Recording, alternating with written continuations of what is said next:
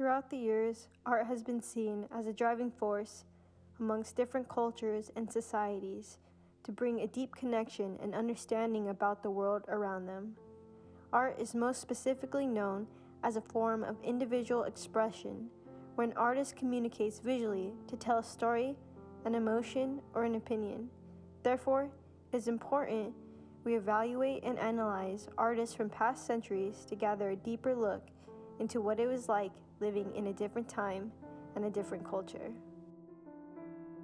For instance, Hoch, a female artist from Gotha, Germany, uses her artworks to discuss the roles of women living in the Weimar Republic during a time of uncertainty. Similarly, the artist Cindy Sherman, an American photographer, also used women's roles as an outlet or reflection of how society viewed women at this time.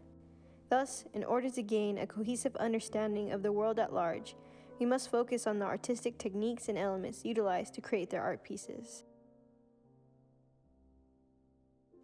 Hoch's artwork became significantly influential when she began practicing photo montage, or most commonly known as collage. For Hoch, a photo montage was the idea of taking photographic images from other artists or media outlets to create an artwork from the cutout pieces in order to critique Germany's political agenda.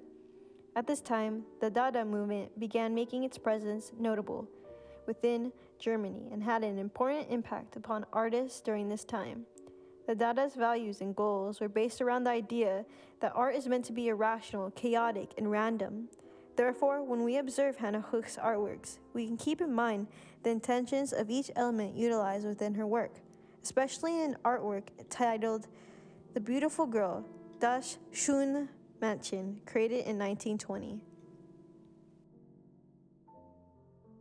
As we view this image, we get the sense that there is something industrial about the work. The tone of the overall image is mixed with muted tans and browns, making it appear rustic or old-fashioned. This photo montage also features an array of different mechanical objects within the frame, such as a tire, cobalt screwdriver, light bulb, handheld watch, and several BMW logos. These mechanical objects act as a symbol of how it was not only the war, but the impact of modern media and the emerging industrial age of science and technology that provoked the Dada artists. And so, these industrial products began framing the female figure towards the bottom of the image in a bathing suit, which alludes to us that women played an important role within the rising industrial age. And because she is also seen wearing a bathing suit, there are sexual connotations of the male gaze. However, the female figure is not sexualized. Instead, the woman in the bathing suit is seen as another invention of the industrial time. Additionally, towards the top of the frame, there are two other female figures distorted within the image. A black and white short hairstyle sits in the left-hand corner with the face cut out and filled with other photographic images, whilst the other figure is of a black and white face without a body and is seen having disproportionate, distorted eyes. These are also surrounded by the BMW logos, which are yet another product of the industrial age, which emphasize masculinity. These figures can be seen as scary or creepy because they lack human characteristics and shows how women in the Weimar Republic were dealing with a false sense of equality in male-dominated, unstable society.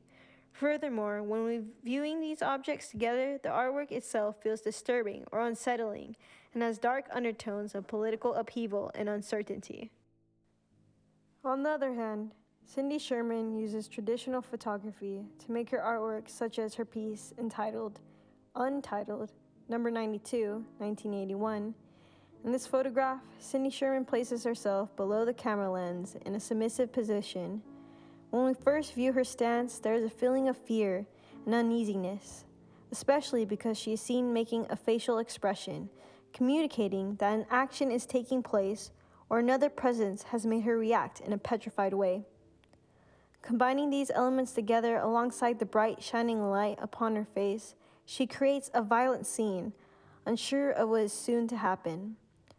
Another thing to note is the colors utilized within the photo. For instance, there is a blue tone, making the image appear cold and distant, even though it is a close-up shot. Cindy Sherman is known for these types of portraits, where they appear to be movie-like because she purposely dresses herself up into character to mimic a role within a film or in the media. However, in this image, Cindy Sherman was focusing on a series in which photographs were even more confining, shot entirely indoors with no sign of an outside world whatsoever. By doing this, she further emphasizes this idea of a movie set and plays along with the unrealistic ideals and views women in the media highlight or present when playing or acting in roles.